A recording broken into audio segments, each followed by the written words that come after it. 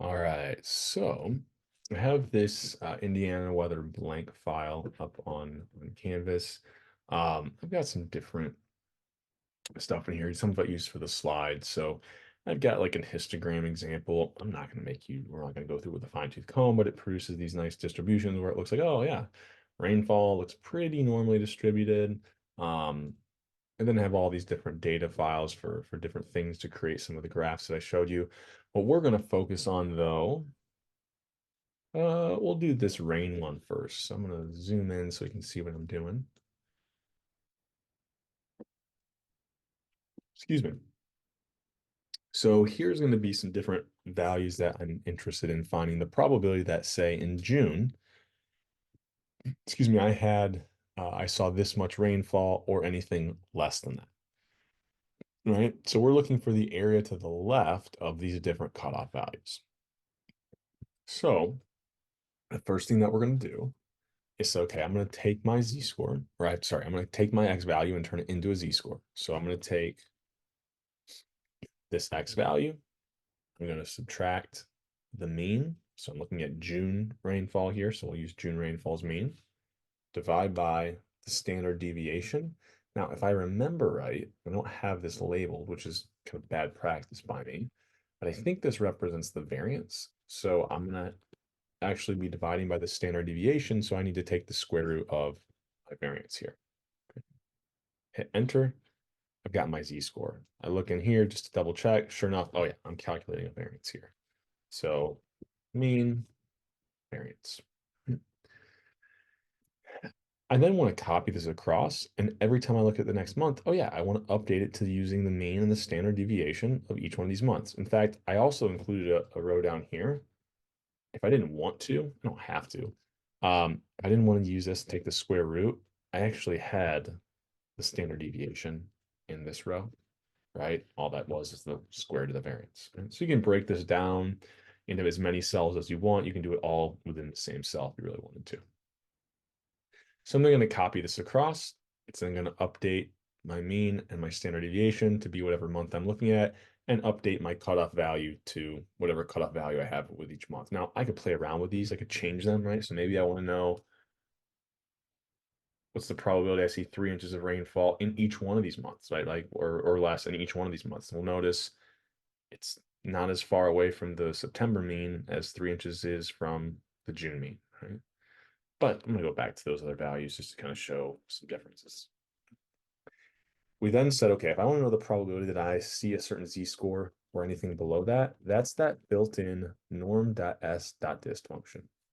I'm just going to look up that z value on that table. Essentially, like you can kind of think about it, this equation or this built-in formula looks at that z table, which I'll pull up in a second, kind of point it out what it looks like.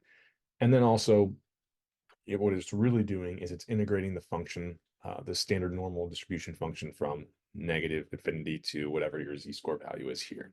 Okay. So I'm going to make it cumulative. I always want the area to the left. So comma 1. I could then do that for every single month. And then when, okay, here's the probability that I saw 3 inches of rainfall or less in June. Here's the probability I saw 0.47 inches of rainfall or less in September. Right? What if I want to know the probability that instead of x being below a certain value, that x is above a certain value, right? So instead here, right, maybe I want to know, okay, what's the probability that z is greater than? Well, there I just have one more step, right? 1 minus the probability that it's less than a certain value, right? Now here, let's say I don't want to go through and do all of this work, right? I'm lazy and I don't want to have to, determine a whole z value or z score row, find the probability, convert this.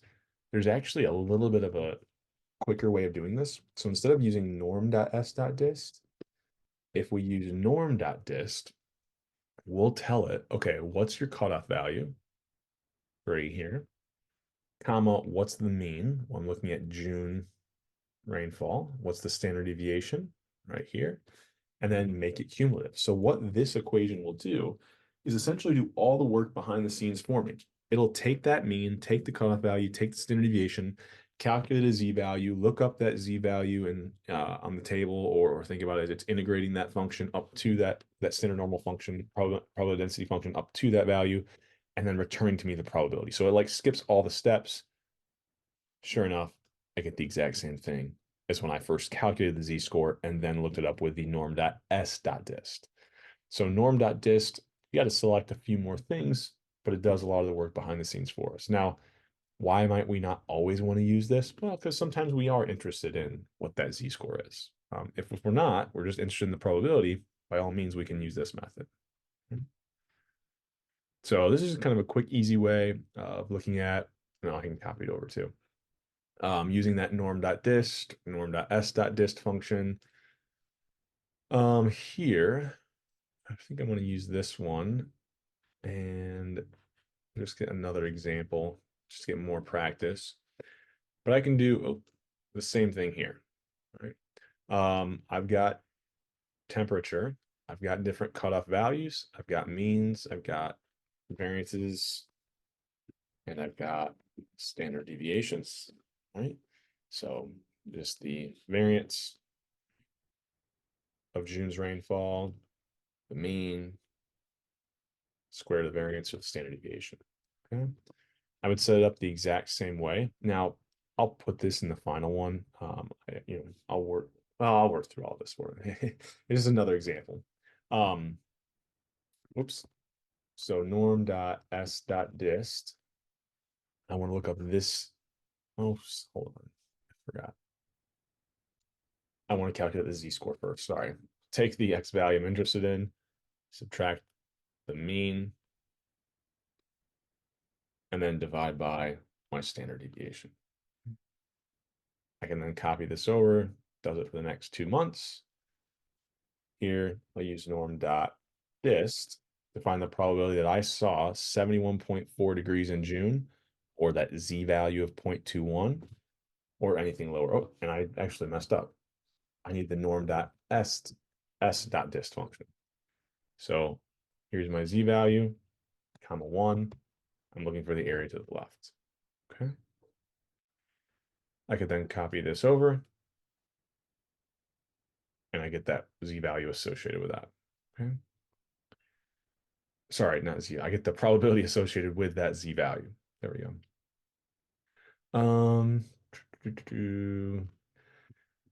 I could skip that step of calculating the z value and just use the norm.dist function. That's where I tell it my cutoff value, comma, the mean, comma, standard deviation, comma 1. If I hit enter here, I should get that same probability that I found if I did the intermediate calculation of the z-score and just use the norm.s.dist function. Okay. So just a different data set doing the exact same thing. Now, what's maybe a little bit more interesting, so I kind of already showed you this during the slide videos. So ignore this tab. I'm actually going to do the work here. So maybe I'm interested in, okay, what value of x, right, can it give me, oops, that 75th percentile, or what value for overall temperature here would be greater than 75% of the other years, right? So I know the area I want on the left side is 0.75. Okay. So how can I kind of work backwards to figure out what is the x value that would give that to me? Okay. Excuse me. Sneeze. So what's the z-score that's associated with that? Well, I can use that norm.s.inv, right? Because I'm now working in the reverse or inverse, okay? So I know the area that I want is 0.75, right? I'm going to hit enter. So the z-score associated with that is 0.67, right? So once again, to kind of give just a visual of what we're doing here, I'm looking at overall temperature. So it has a mean of approximately 51, right? I'm wanting to know what value would be the cutoff such that it would be above 75% of the other years. So I need to figure out what Z value is associated with 0.75. We just found it was 0.67449. What do I then have to do? Well, my inverse formula looked like this. So I now have that Z-score. I had the mean and the standard deviation already calculated. Now it's just a matter of doing a little bit of math, right? So what is the X value, right? Actually here, let's say Z value here. It would be take the mean, add to it that Z value associated with the probability of 0.75 that we're interested in, multiply by the standard deviation, and I get that 63.4 would be that cutoff, right? If there was a year and on average it had a temperature of 63.4, that would be greater than 75% of the other kind of years that we're looking at, or the other values we could have seen temperature be. Excuse me. We can actually take it a step further. So here I was using that norm.s.inv. Just like with the norm.s.dist, I can use norm.dist, right, to do some more work behind the scenes for me. The norm.inv function, I'll tell it that probability of 0.75 that I wanted. I then will tell it, comma, the mean, comma, the standard deviation.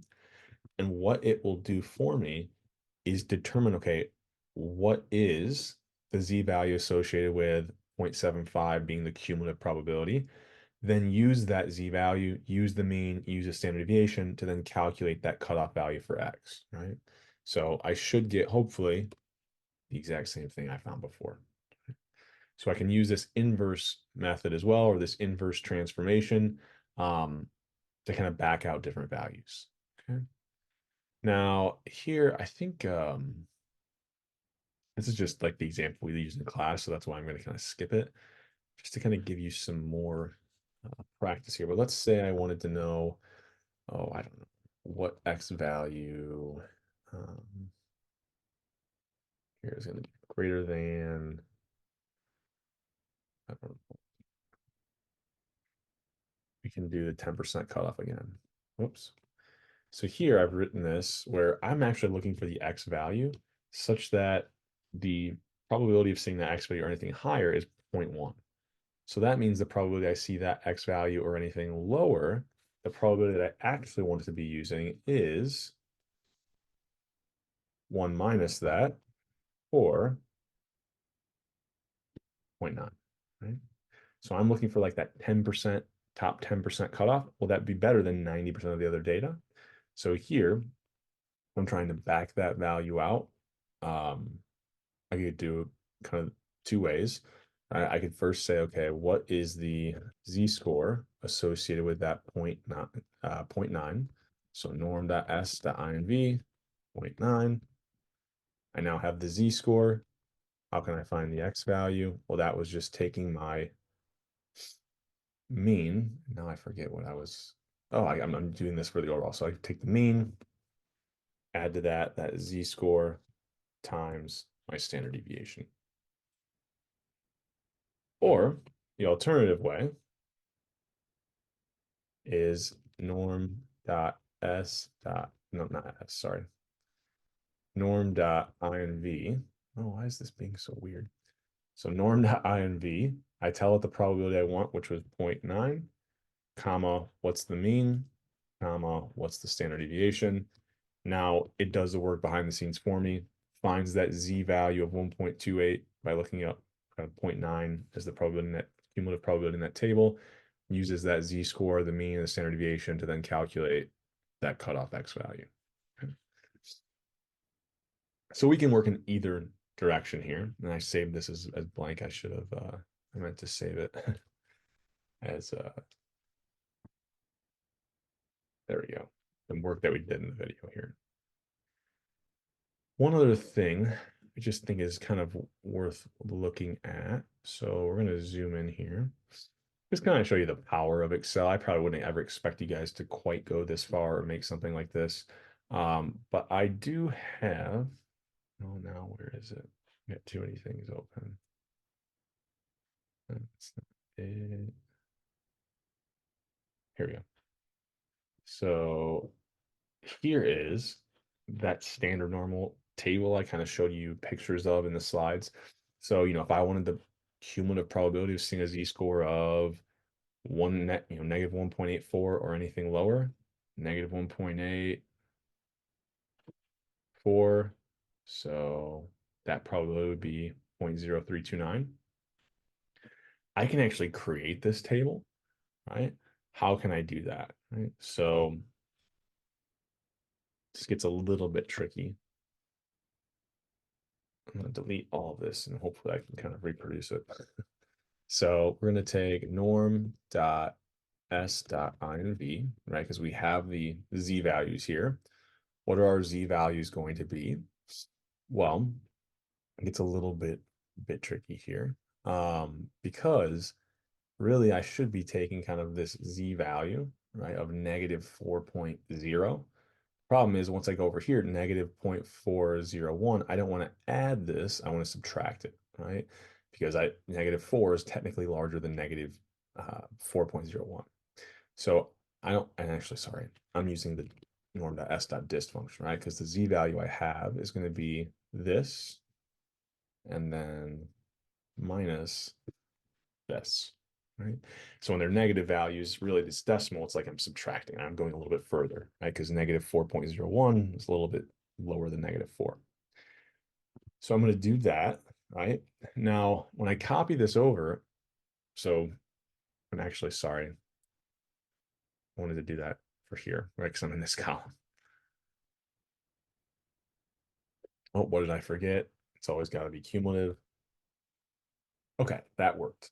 Now the problem is if I copy this over, I might think, oh, okay, yeah, I want, instead of using 0, I want to use negative 4.01.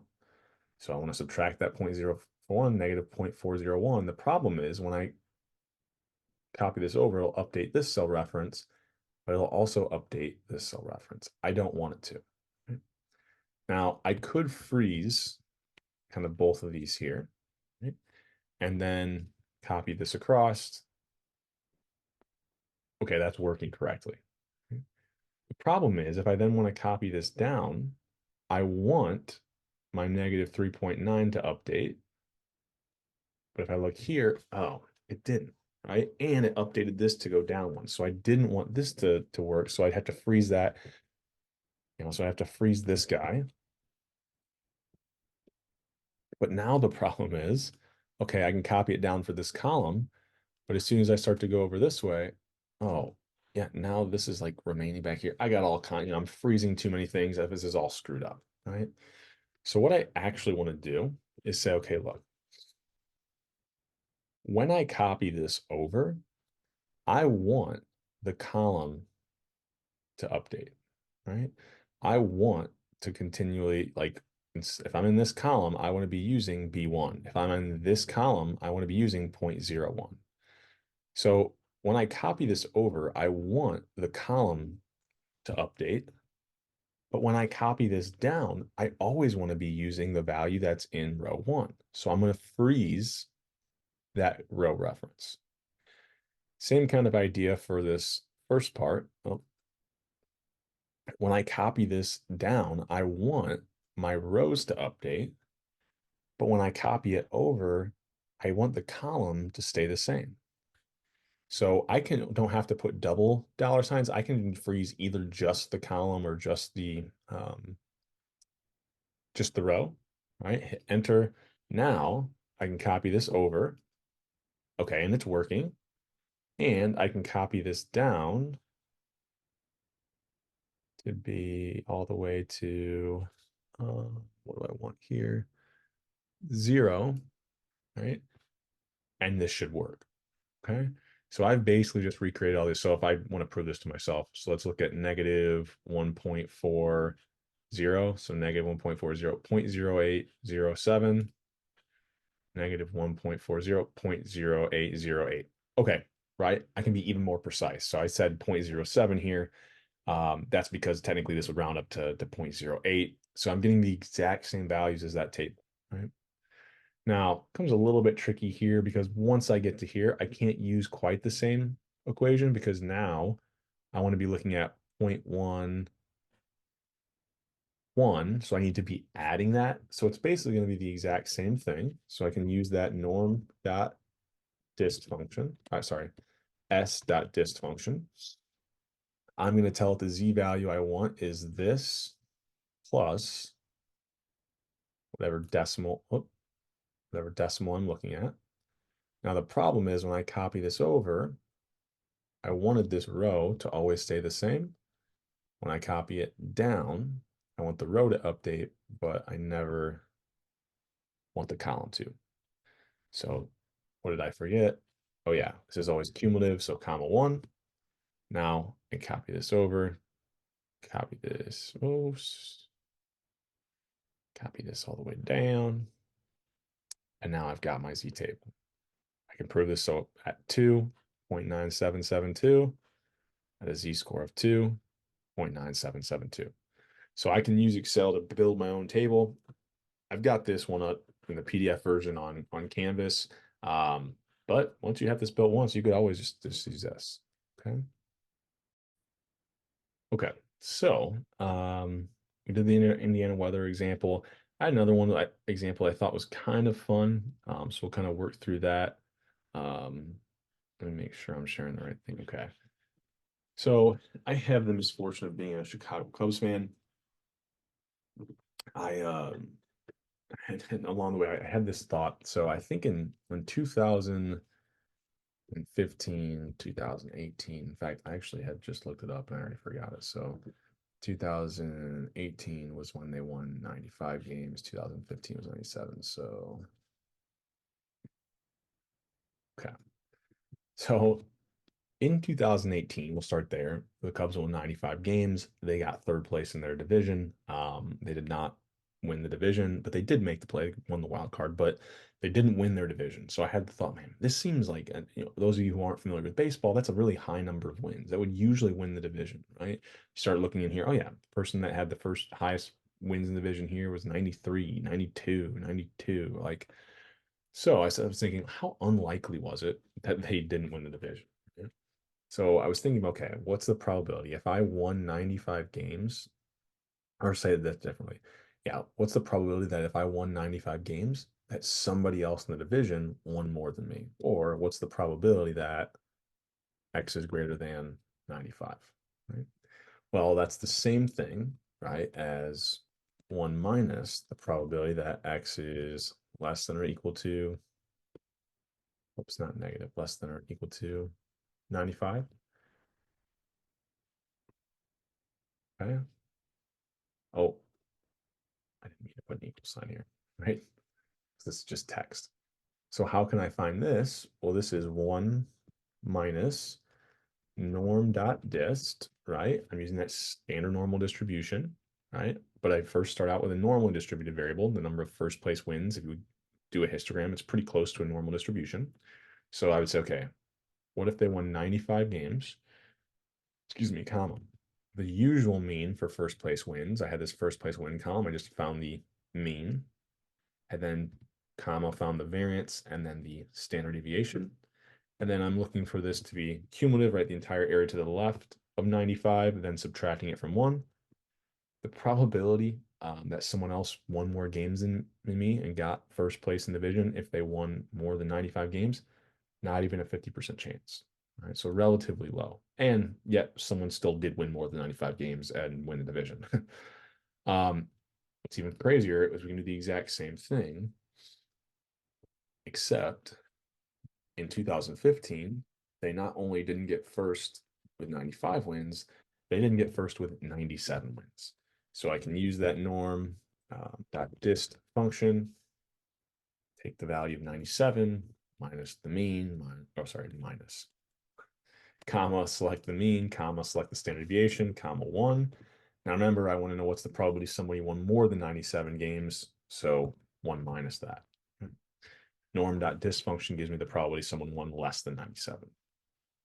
Well, there's only a 33% chance that somebody won more games than they did and got first place in 2015. So it's my kind of Cubs luck, right? What's even more interesting, let's think about not the first place wins, but I believe it was, I think in 2018, they actually got third. I think maybe both years they got third in the division, um, despite making the wild card. There was two teams better than them.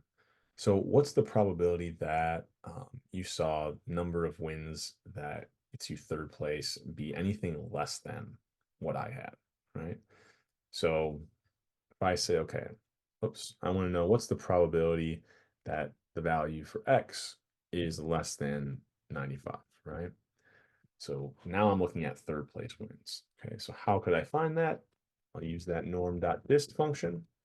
The cutoff value I'm interested in is 95, comma, what's the mean? What's the standard deviation? I don't have it labeled, but that's what this is, comma, 1, right? Hit enter. I'll label this, kind of show you, yeah, I'm taking this, finding the mean of the third place wins, finding the variance, right? And I get the probability that somebody, or the probability that somebody won 90, 5 games, or actually, sorry, here, I'll do it this way. I want to know if you won more than 95 games or more. So what's the probability somebody won more games than you? Um, no, yeah, this is right. Probably that someone won less than 95 games gets third place. The likelihood that someone in third place has a number of wins that's less than 95 is 99.9%, right? What makes this even crazier is, well, what if it instead of 95, what if I did the same thing, but what if I won 97 games? How likely is it that I get third, right? Well, that would be norm.dist 97. Here's the mean, comma, here's the standard deviation, comma, 1. The probability that someone in third place, the person that gets third place in division has 97 wins or fewer is almost a guarantee, right? So just one of these wild anomaly years where the Cubs ended up winning a high number of games, and usually that number of games would not put you in third place, right? Usually the third place person would have a number of wins below that, but not this year. All right, so I don't know, kind of a fun, interesting example. This kind of rounds out how we work with the normal and standard normal distribution using actual data in Excel. We'll then move on to thinking about sampling next.